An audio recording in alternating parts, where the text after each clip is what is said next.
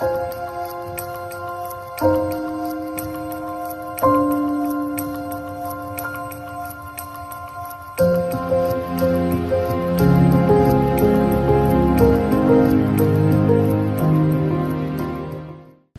సువార్త 9వ అధ్యాయము 23 నుండి 25 వరకు నాకు మైక్లో చదివి సహాయం చేయనా. ఏమైనను నీ వలనైతే మా మీద కనికరపడి మాకు సహాయము చేయమనెను. అందుకు యేసు, నమ్ముట నీ వలనైతే నమ్మువానికి సమస్తమును సాధ్యమే అని అతనితో చెప్పాను.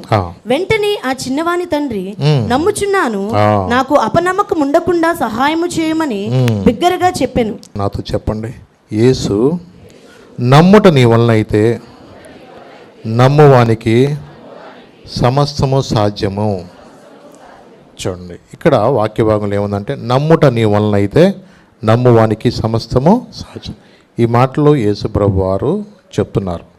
ఎందుకంటే కొన్నిసార్లు ప్రభు దగ్గరకు వచ్చినప్పుడు మనలో ఉండవలసిందంటే నమ్మకము, అదే విశ్వాసము. అలాగే ఈ యొక్క సందర్భం కూడా మనం గమనించినట్లయితే, ఒక తండ్రి తన కుమారుడి విషయంలో యేసు ప్రభు దగ్గరికి మూగదయ్యం పట్టిన తన కుమారుని తీసుకుని వచ్చారు.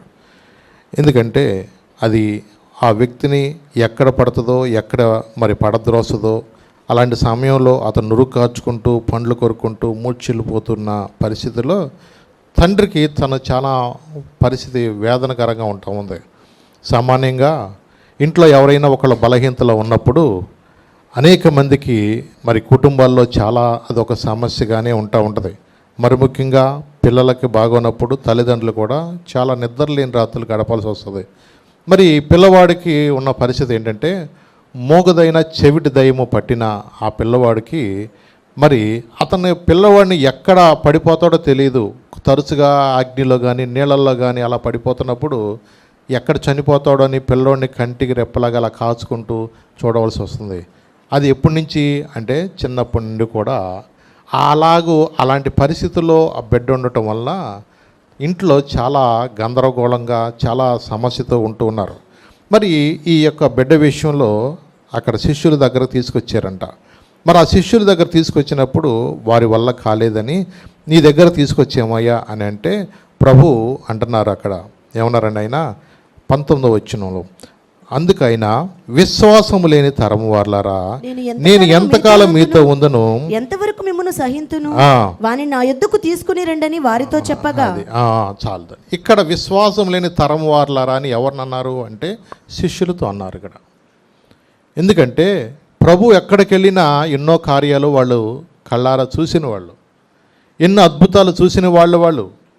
కానీ ప్రభు దగ్గర తీసుకొచ్చినప్పుడు అది విలవిల్లాడిస్తూ అలాగూ నురుగు కక్కుంటూ కింద పడిపోతున్నది.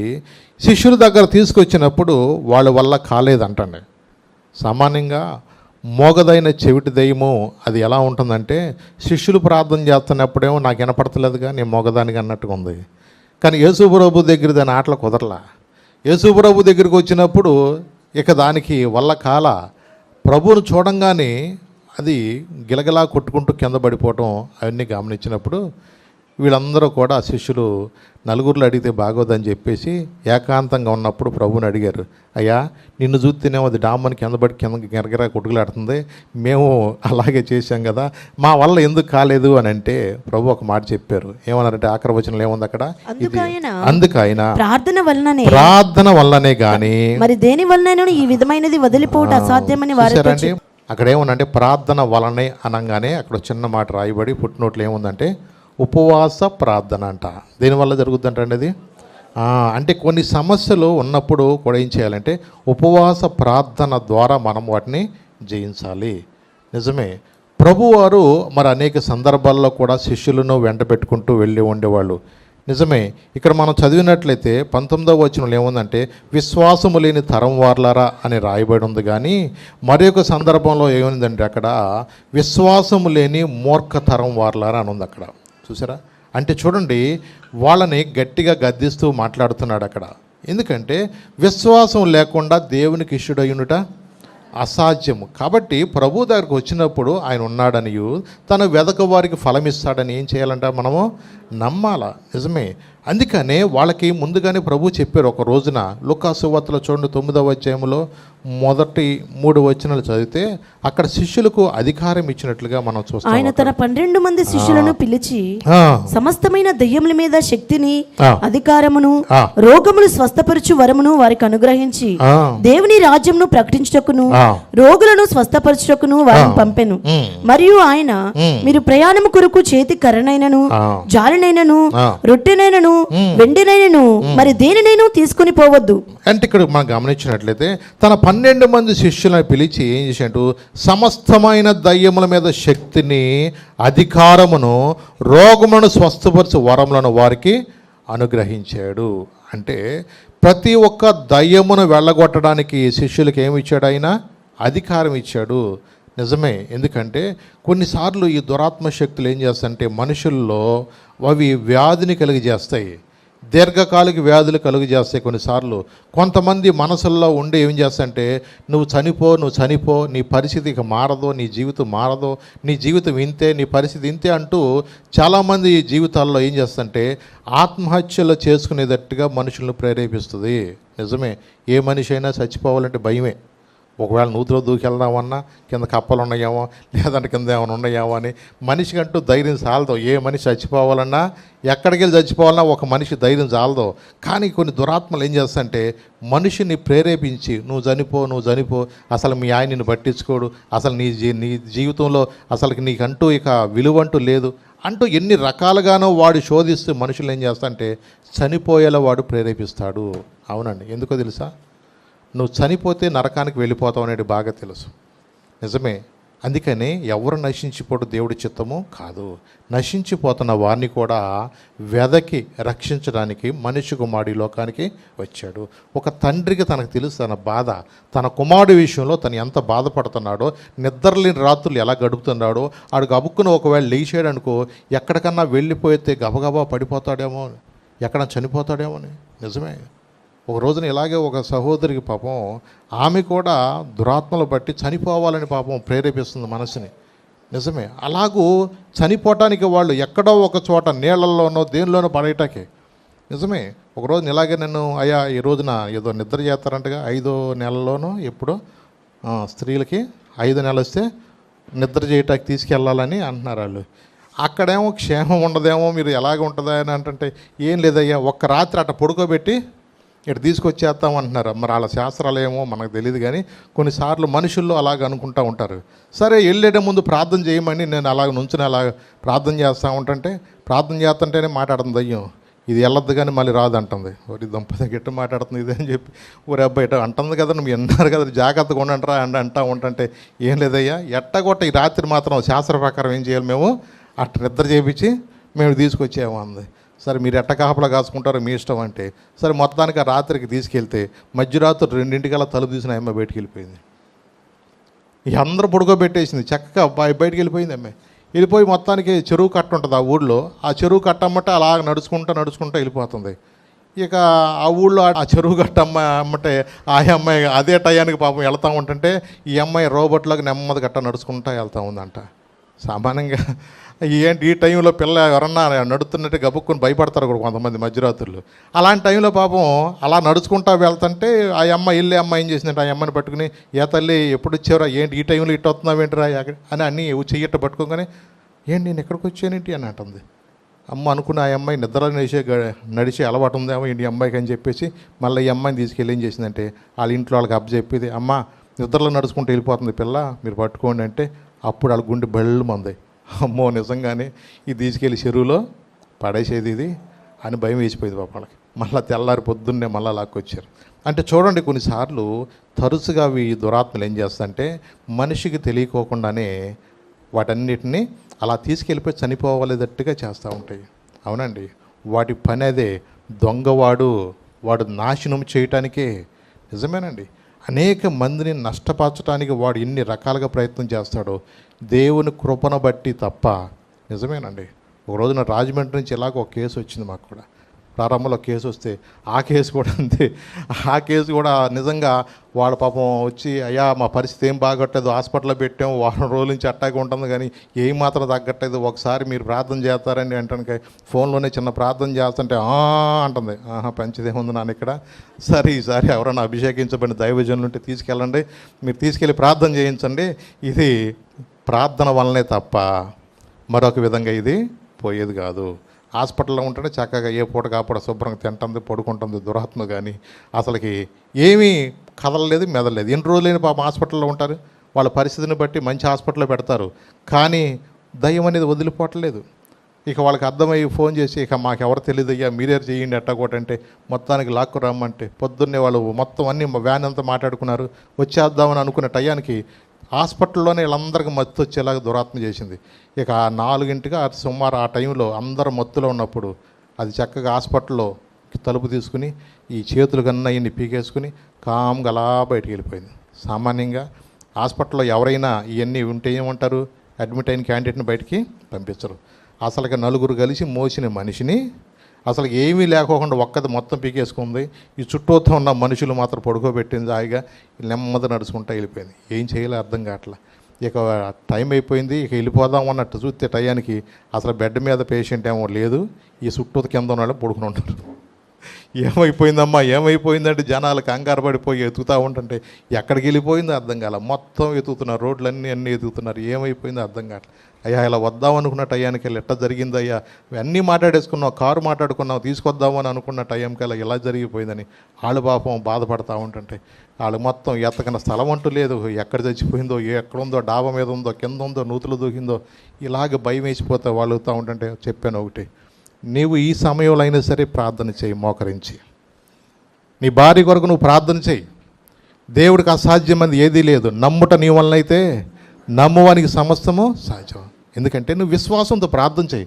ఇప్పటి వరకు నువ్వు నామినల్గా ఏదన్నా ప్రార్థన చేస్తున్నావేమో, ఒకవేళ అలవాటుగా నువ్వు ఏదైనా ప్రార్థన చేస్తున్నావేమో, ఇప్పుడైనా నువ్వు ఉపవాసం ఉండి ప్రభా నేను నీ కొరకు నిలబడతాను, నా భార్యను బ్రతికించు ప్రభా అని క్షేమంగా మేము ఉండాలి అని చెప్పి ప్రార్థన చేయమని చెప్తే మోకరించి ప్రార్థన చేసినప్పుడు అతనికి ఒక ఫోన్ వచ్చింది. వెంటనే ఇక్కడ ఎవరో మీ ఫోన్ నెంబర్ ఇచ్చారండి, పడిపోయి ఉన్నారు అని అన్నారు. వెంటనే బాబు అనుకుని గబగబా వెళితే పార్కులో జస్ట్ ఆ గోదావరిలో అలా ముందుకెళ్ళే ముందు ఇక పడిపోయేదే. ఆ టైంలో ఎవరో గబుక్కుని అమ్మకి ఎందుకు విడుదల వచ్చిందో తెలియదు, ఈ ప్రార్థన వల్ల దురాత్మ టైంలో విడిచిపెడతాం వల్ల నేను ఇక్కడికి వచ్చేయండి అని చెప్పేసి గబగబా ఈ ఫోన్ నెంబర్ చేయండి అని చెప్పి పడిపోయిందంట. ఆ ఫోన్ నెంబర్ ఇచ్చిన తర్వాత వాళ్ళు వెళ్ళి రిసీవ్ చేసుకుని తీసుకొచ్చిన తర్వాత 3 రోజులు ఉపవాస ప్రార్థన చేసిన తర్వాత ఆమెకు విడుదలని దేవుడు ఇచ్చాడు. అంటే కొన్నిసార్లు కొన్ని చీకటి శక్తులు ఏం చేస్తాయంటే మనుషులను ప్రేరేపించి చనిపోవటానికి ఎంతగానో మనుషులు నడిపిస్తూ ఉంటాయి. అందుకని మనం ఎప్పుడు కూడా ఎలా ఉండాలంటే మనం పోరాడేది శరీరంతో కాదు, ఎవరితోటి మనకు తెలియకోకుండా నిన్ను నాశనం చేయడానికి, నిన్ను నష్టపరచడానికి, నీ కుటుంబాన్ని పాడు చేయడానికి చూస్తున్న దురాత్మ శక్తులతో నువ్వు పోరాడటానికి నువ్వు ఉపవాస ప్రార్థన అనేది మనకి అవసరము. నిజమే. అలాగూ శిష్యులతో ఆయన ఏమన్నాడంటే ఇక్కడ మరొక మాట చూద్దాం. ఆయన అధికారం ఇచ్చి ఏమన్నాడు ఇక్కడ, ప్రతి రోగమును స్వస్థపరచు వరములను దేవుడు అనుగ్రహించాడు. కాబట్టి మీరు విశ్వాసంతో వెళ్ళండి, మీకు నేను ఈ అధికారం ఇచ్చానని చెప్పాడు. మరి అధికారము ఇచ్చిన మాత్రమే కాదు, కానీ శిష్యులు కొన్నిసార్లు వాళ్ళకి ఎలా ఉందంటే ఇది మా వల్ల అవుతుందా లేదా అనుమానం. నిజమేనండి, చాలా సందర్భాల్లో కూడా కొన్నిసార్లు పాలంగిచో గారు కూడా ఇలాగే ఒక దురాత్మను వెళ్ళగొట్టేటప్పుడు అది నీ వల్ల కాదు అంది. ఇక ఏం చేయాలో అర్థం కావట్లా. చాలామంది లక్షల మందికి దేవుని వాక్యం ప్రకటించే గొప్ప దైవజనులు కూడా దురాత్మ ఏమంటుంది, అసలు నీలాంటి వాళ్ళు చాలామందిని చూశాను నువ్వు లెక్క అన్నట్టుగా మాట్లాడుతుంది.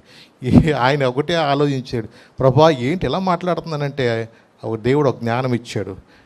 నా వల్ల అయితే కాదు, కానీ నేను కలిగి ఉన్న నజరేయుడైన యేసు నామములో ఏం కలిగిందా, నేను కలిగి ఉన్నా. ఎందుకంటే వాక్యం ఏం చెప్తుందంటే మీలో ఉన్నవాడు ఈ లోకంలో ఉన్నవానికన్నా గొప్పవాడు. కాబట్టి అలాంటి గొప్ప దేవుడు మనం కలిగి ఉన్నాం కాబట్టి విశ్వాసంతో మనం ప్రార్థన చేయాలి.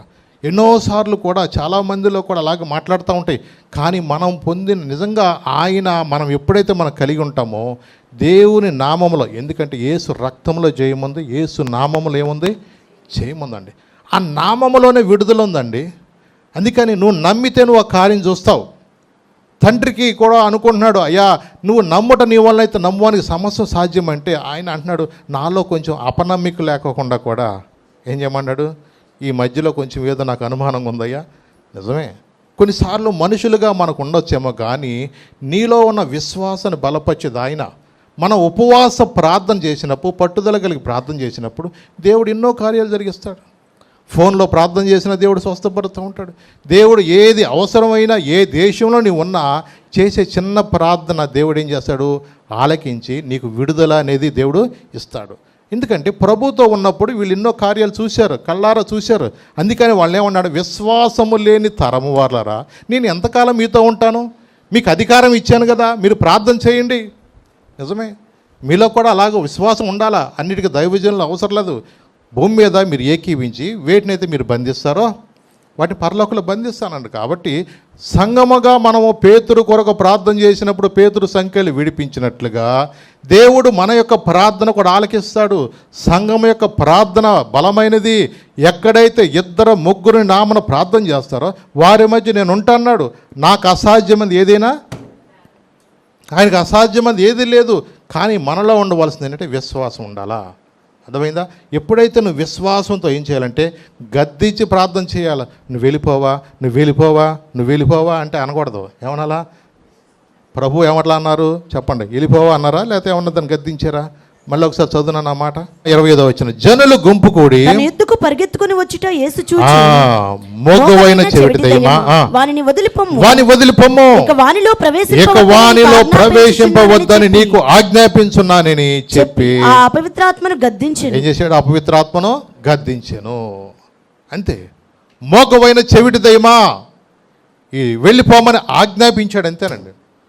నిజమే, ఒక కమాండ్గా ఆజ్ఞాపించాలా. అర్థమైందా? నీలో ఉన్న జ్వరం వచ్చినా, నీలో ఒక తలనొప్పి వచ్చినా, ఒక బలహీనత వచ్చినా దాన్ని ఏం చేయాలంటే యేసు నామములో విడుదల కలుగును గాక అని. అంతే. జీవ మరణములు నాలుక వశము.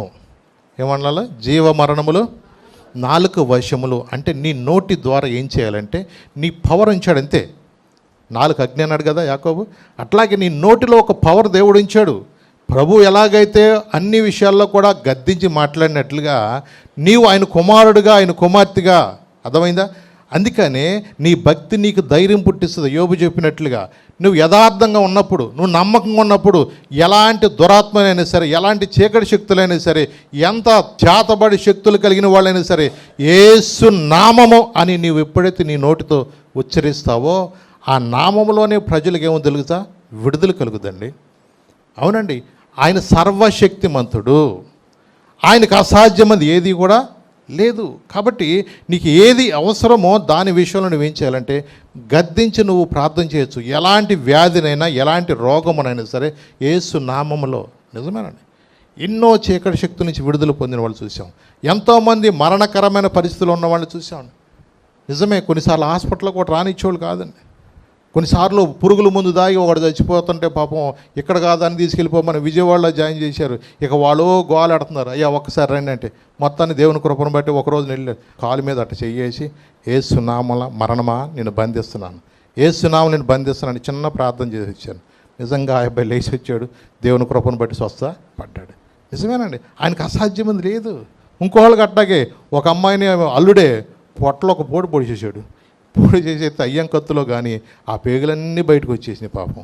ఆ పేగులన్నీ బయటకు వచ్చేసి పాపం ఆ పేగులతోనే పాపం ఇంకో ఇంట్లో దాక్కుంది. మొత్తానికి పాపం ఆ ఇంట్లో ఎట్ట కూడా దాచారు. ఆ రోజు చచ్చిపోవాల్సింది బతికింది పాపం. నిజంగా ఆ పేగులన్నీ బయటికి వెళ్ళిపోతే అట్టాగే పాపం మూట కట్టిన టాగు పట్టుకుంటే అమ్మని ఇక తీసుకెళ్తే ఇక్కడ కాదమ్మా చచ్చిపోద్ది అన్నారు. విజయవాడ తీసుకెళ్ళిపోమన్నారు. ఇక అలాంటి కేసు ఏమి చేర్చుకోమని ప్రైవేట్ హాస్పిటల్లో చేర్చుకోవట్లా. మొత్తం గవర్నమెంట్ హాస్పిటల్లో పాపం వాళ్ళు అక్కడ చేర్చుకుంటే మళ్ళీ వాళ్ళు ఫోన్ చేశారు, అయ్యా చచ్చిపోయేటట్టుకుంది ఒకసారి రాయ్యా అన్నారు. ఒకటి మనలో ఏమీ లేదు కదని మనం నమ్ముకున్న దేవునిలో సమస్తము సాధ్యము. విశ్వాసం ఉంచాలంతే. వెళ్ళి చిన్న ప్రార్థన చేసి వచ్చాను. దేవుని కృపను బట్టి ఆమె కూడా క్షేమంగా వచ్చింది. దేవుడు మేలు చేసే దేవుడే కానీ కీడు చేసే దేవుడు కాదండి. మనం బ్రతికించేదాకా ఒకలాగా ఉంటాము, బ్రతికినాక మన పద్ధతి మారిపోద్ది. కళ్ళారా ఎన్నో మేళ్ళు అనిపించినా కూడా దేవుని సన్నిధిలో భయభక్తులు కలిగి ఉండటానికి చాలామంది రాట్లా. ఎందుకంటే ఆ దురాత్మ శక్తులు ఏం చేస్తాయంటే ఏ విధంగా అయినా సరే వీడు ఎక్కడ తప్పుకుపోతాడు, వీడు బతికేడు కాబట్టి వీడు అట్ట వెళ్ళిపోతాడని చెప్పేసి నీకు ఎక్కడ నిన్ను బ్రేకులు వేయాలని బాగా తెలుసు. నీ బలహీనత ఎక్కడ ఉంటుందో అడిగి బాగా తెలుసు. అందుకని నిన్ను అక్కడ పట్టుకుంటాడు వాడు. అందుకని నీ నాడంతా బాగా అడిగి తెలుసు. నువ్వు ఎక్కడ లొంగిపోతావు వాడికి బాగా తెలుసు. అందుకని నీ మనసులో దేవుని మీద ఉన్నా, దేవుడంటే నీకు చాలా ఇష్టం ఉన్నా, నిన్ను మాత్రం దేవుని సన్నిధిలో గడపనివ్వడు, దేవుని యందు భయభక్తులు కలిగి ఉండనివ్వడు, మారు మనసు పొందనివ్వడు. నిన్ను ప్రభు బలలో పాల్గొనుకోకుండా వాడు నిత్యం ప్రయత్నం చేస్తూనే ఉంటాడు. నిజమేనండి. ఈ రోజున చాలామంది కూడా దేవుని సన్నిధికి వస్తారు కానీ దేవుని మాటలు నమ్మట్లా చాలామందికి. ప్రభు ఏం చెప్పేది తెలుసా? ఒకడు ఆత్మ మూలముగాను నీటి మూలముగా జన్మించింది పరలోక రాజ్యానికి వెళ్ళలేడు అన్నాడు. నా శరీరం తిని నా రక్తం తాగువాడే నిత్య రాజ్యానికి వెళతాడని దేవుడు చెప్పినా అవునంటావా? మళ్ళీ అనుమానాలు.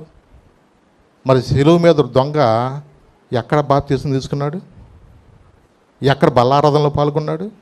ఆడితే ఏమన్నాడు? యేసయ్య నేడే నువ్వు నాతో పరదేశంలో ఉంటావు అని ఆ రోజు అట్లాంటి వాడిని దేవుడు తీసుకెళ్ళలేదా?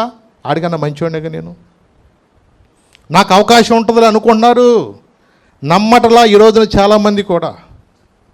ఈ రోజున నీకు అవకాశం దేవుడు ఇచ్చాడు. ఎన్నిసార్లు దేవుడు నీతో మాట్లాడుతున్నాడు.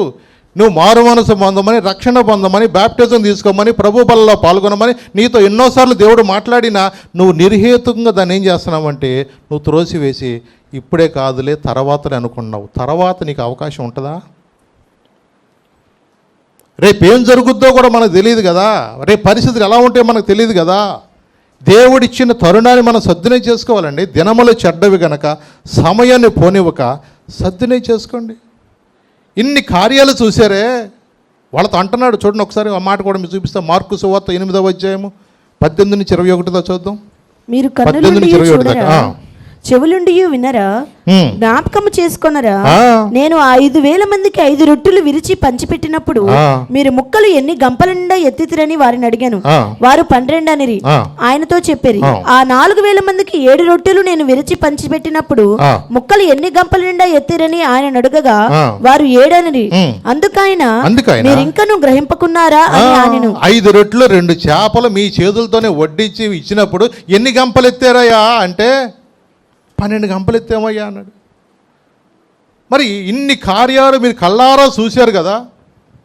మీ చేతులతో ఇన్ని చూసినా కూడా మీరు ఎందుకు నమ్మట్లేదు? కన్నులుండి కూడా మీరు చూడరా? ఈ రోజున మనము కళ్ళారా కూడా ఎన్ని కార్యాలు చూసినా కూడా ఎంతమంది జీవితాల్లో నష్టపోతున్నారని ఎన్ని వింటున్నా సరే, దేవుని యొక్క రాకడ దినాలు సమీపిస్తున్నప్పుడు యుద్ధాల గురించి, కరువుల గురించి, భూకంపాల గురించి ఇలాంటివి మనం తరచుగా వింటున్నప్పుడు ఆయన సమీపంలో ఉన్నాడు తెలుసుకోమని దేవుని వాక్యం చెప్తా ఉంటుంటే, ఈ రోజున ఎంతమంది అయ్యా నేను మారు మనసు పొందాలని వచ్చేవాళ్ళు ఉన్నారు. నేను రక్షణ పొందుదాం అనుకుంటున్నానయ్యా, నేను ఉపవాసం ఉండి ప్రార్థన చేసుకుందాం అనుకున్నానయ్యా, నా కొరకు ప్రార్థన చేయండి అని అనేవాళ్ళు ఎక్కడ ఉంటున్నారు ఈ రోజున? నిజమేనండి. ప్రభువు ఆయన మనల్ని ప్రేమించి మనతో మాట్లాడేది ఎందుకో తెలుసా? మనమందరం కూడా అంతటా మారు మనసు పొందాలని. నిజమే. ఎన్ని కార్యాలు వాళ్ళు చూశారు అక్కడ. అన్నాడు అక్కడ, మీరు కన్నులుండి చూడరా, చెవులుండి వినరా, జ్ఞాపకం చేసుకోరా మీరు వీటిని. ప్రత్యక్షంగా ఇన్ని కార్యాలు చూసి కూడా మీలో ఎందుకు ఇంకా అవిశ్వాసం మీలో ఉంటుంది? మరి ముఖ్యంగా ప్రభు ఎక్కడికి వెళ్ళినా వీళ్ళని వెనకాల పెట్టుకుని వెళ్ళేవాళ్ళు. పేతురు, యోహాను, యాకోబుని వెంట పెట్టుకుని వెళ్ళేవాళ్ళు. ఆ రూపాంతర కొండ మీద అనుభవం వీళ్ళు కదా చూసింది. లూకాసు వార్త 9వ అధ్యాయము 28-31 దాకా ఈ మాటలు చెప్పినది మొదలుకొని రమారమి 8 దినములైన తరువాత ఆయన పేతురును, యోహానును, యాకోబును వెంట పెట్టుకొని ప్రార్థన చేయుటకు ఒక కొండ ఎక్కెను. ఆయన ప్రార్థించుచుండగా ఆయన ముఖరూపము మారెను. ఆయన వస్త్రములు తెల్లనివై దగదగ మెరిసెను. మరియు 2 పురుషులు ఆయనతో మాట్లాడుచుండిరి. వారు మోషే, ఏలియా అనువారు. వారి మహిమతో అగపడి ఆయన యెరూషలేములో నెరవేర్చబోవు నిర్గమమును గూర్చి మాట్లాడుచుండిరి. పేతురును అతనితో కూడా ఉన్నవారును నిద్రమత్తుగా ఉండిరి. వారు మేలుకొనినప్పుడు ఆయన మహిమను ఆయనతో కూడా నిలిచియున్న 2 పురుషులను చూచిరి. చూసారా? ఇక్కడ ఏమన్నంటే చూడండి, అక్కడ రమారమి 8 దినముల తరువాత పేతురు, యోహాను, యాకోబును వెంట పెట్టుకుని ప్రార్థన చేయడం కొండ ఎక్కితే ఆయన ప్రార్థించుచుండగా ఆయన ముఖరూపము మారెను.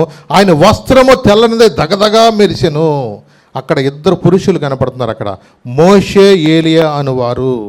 వాళ్ళు మాట్లాడుతున్నారు. అక్కడ ఆయనతో మాట్లాడటం గురించి అక్కడ ఇవన్నీ కూడా వింటున్నప్పుడు వాళ్ళకు ఒకటి అర్థమైంది ఏంటంటే, మనం ఇక్కడ ఉండుట మంచిది, మనం ఇక్కడ ఉండటం మంచిది. దేవుని యొక్క ప్రజెన్స్ చూశారు వాళ్ళు. ఆ రూపాంతర కొండ మీద వీళ్ళతో ఉన్న ప్రభువు యొక్క ఆ గొప్ప ప్రకాశమానం వెలుగులో మోషే ఏలియా వచ్చి మాట్లాడుతున్నప్పుడు వీళ్ళకి ఒక డిసైడ్ వచ్చి చెప్పారు, అయ్యా మనం ఇక్కడ ఉండటం మంచిది, మోషేకు ఒక పర్ణశాల, ఏలియాకు ఒక పర్ణశాల, నీకు ఒక పర్ణశాల కడతాం, ఇక్కడ ఉందామయ్యా అని వాళ్ళు మాట్లాడుతున్నారు. ఎందుకంటే వాళ్ళు దగ్గరగా ఉన్నప్పుడు వాళ్ళు స్వరం వింటున్నారు. అక్కడ దేవుడు యొక్క నిజంగా వాళ్ళతో మాట్లాడుతున్న మాటలన్నీ కూడా అక్కడ వాళ్ళు వింటున్నారు. అక్కడ ఏమన్నాడు అక్కడ ఆయన, ఈయన నేను ఏర్పరచుకున్న నా కుమారుడు, ఈయన మాట వినని ఒక శబ్దము మేఘములో నుండి పుట్టెను, ఈయన నా ప్రియ కుమారుడు, ఈయన యందు నేను ఆనందించుతున్నాను. అంటే ఈ స్వరము వాళ్ళు విన్నప్పుడు వాళ్ళ ముఖాల్లో నిజంగా ఎంత సంతోషమో, వాళ్ళకి ఎంత ఆనందమో. నిజంగా మోషే గురించి వాళ్ళు బైబిల్లో వాళ్ళు చదవటమే తప్ప వారు కళ్ళారా చూశారు. ఏలియాను గురించి విన్నారు కానీ ఏలియాను గురించి వాడు కళ్ళారా చూసినప్పుడు వాళ్ళకి ఎంత సంతోషం వేసిందంటే, నిజంగా ఈరోజు మన ధన్యులము. ప్రార్థనలో వాళ్ళు ఏం చూశారంటే, యేసయ్య దగ్గరకి మోషే ఏలియాలు వచ్చి వాళ్ళు మాట్లాడటము, వాళ్ళ యొక్క గొప్ప వెలుగు ప్రకాశమానము ఇవన్నీ చూసినప్పుడు వాళ్ళు ఆశ్చర్యపోయారు. నిజమే, కళ్ళారా చూశారు. అందుకంటాడు, కన్నులుండి మీరు చూడరా, చెవులుండి మీరు వినరా. చూడండి, ఇన్ని కార్యాలు మీరు కళ్ళారా చూసి కూడా ఎందుకు మీలో అపనమ్మకం ఈ రోజున? అవునండి, ప్రభు వాళ్ళతో ఎన్నోసార్లు కూడా ఎన్నో కార్యాలు వాళ్ళ దగ్గరగా తీసుకెళ్ళి వాళ్ళకి చూపించారండి. ఒక రోజున యాయిర్ ఇంటికి కూడా అలాగే తీసుకెళ్ళారు కదా. ఒక రోజున యాయిర్ ఇంటికి తీసుకెళ్తే అక్కడ కూడా పాపం అప్పటికి పాపం చనిపోయిందని చెప్పేసి వాళ్ళందరూ గొల్లుగా ఏడుస్తూ ఉన్నారు. యాయిరు ప్రభు కుంగిపోతున్నాడు. అక్కడ కుంగిపోతున్న సమయంలో ఆయన ఒకటే చెప్పాడు, యాయిరు నమ్మిక మాత్రం ఉంచు. అక్కడికి వెళ్ళినప్పుడు కూడా అందరిని తీసుకెళ్ళాలి. అక్కడ ఆ గొల్లుగా ఏడుస్తున్న వాళ్ళందరినీ కూడా, అమ్మ మీరు బయటికి వెళ్ళిపోండి అని చెప్పేసి వాళ్ళని పంపించేసి అక్కడ చిన్నగా పేతురు, యోహాను, యాకోబు వారి తల్లిదండ్రులు మాత్రమే వాళ్ళకి అక్కడికి లోపల తీసుకెళ్ళారు. చూడండి, లోకా సువార్తలో 8వ అధ్యాయంలో 49 నుంచి ఒకసారి. ఆయన ఇంకనూ మాట్లాడుచుండగా సమాజ మందిరపు అధికారి ఇంటి నుండి ఒకడు వచ్చి, నీ కుమార్తె చనిపోయినది, బోధకుని శ్రమ పెట్టవద్దని అతనితో చెప్పాను. యేసు ఆ మాట విని, భయపడవద్దు, నమ్మిక మాత్రం ఉంచుము, ఆమె స్వస్థపరచబడునని అతనితో చెప్పి ఇంటికి వచ్చినప్పుడు పేతురు, యోహాను, యాకోబు అనువారిని ఆ చిన్నదాని తల్లిదండ్రులను తప్ప మరెవరిని ఆయన లోపలికి రానియలేదు. ఎవరిని రానివ్వలేదు. లోపలికి వెళ్ళి ఆయన ఏమన్నాడు చూడండి, అక్కడ వాళ్ళు చనిపోయింది అనుకుంటే ఆమె అనుకున్నప్పుడు 54 చదువుదామా. అయితే ఆయన ఆమె చెయ్యి పట్టుకుని, చిన్నదానా లెమ్మనే చెప్పగా ఆమె ప్రాణము తిరిగి వచ్చెను గనుక వెంటనే ఆమె లేచెను. అప్పుడు ఆయన ఆమెకు భోజనము పెట్టుడని ఆజ్ఞాపించెను. చూసారండి, వెంటనే చిన్నదానా లే అంతే అన్నాడు. ఒక్క మాట అన్నాడండి. ఎందుకంటే మనం ఉపవాస ప్రార్థన చెయ్యాల, మనం కొన్ని కార్యాలు చేయటానికి మనం కన్నీటితో ప్రభువుని అడగాల. కానీ ప్రభువు దేవుడు కాబట్టి ఆయన అధికారంతో ఏమన్నాడు తెలుసా, చిన్నదనా లే అన్నాడు అంతే. ఆ మాట ఎందుకంటే పునరుద్ధానమును జీవమును నేనే. ఆయన ఏదైనా చేయగలిగింది దేవుడు, ఆయనకు అసాధ్యమైనది ఏదీ లేదు. చిన్నదనా లే అనగానే వెంటనే వాక్యం ఏం చెప్తుందంటే, యెహోవా స్వరం అంట బలమైనది, యెహోవా స్వరము ప్రభావము కలిగినది. నిజమేనండి, ఆయన ప్రభావం అనేది ఆమెలోకి వెళ్ళినప్పుడు ఆల్రెడీ చనిపోయింది. చనిపోయిన ఆమెలోకి ఏమైందండి, పునరుద్ధానం అనేది, ఆ జీవం అనేది ఆమెలోకి ఎప్పుడైతే వెళ్ళిందో వెంటనే చిన్నది ఏం చేసింది, కళ్ళు తెరిచి లేచి చూసింది. నిజంగా ఇలాంటివన్నీ కళ్ళారా చూశారు. పేతురు, యోహాను, యాకోబు వీళ్ళు కళ్ళారా చూశారండి.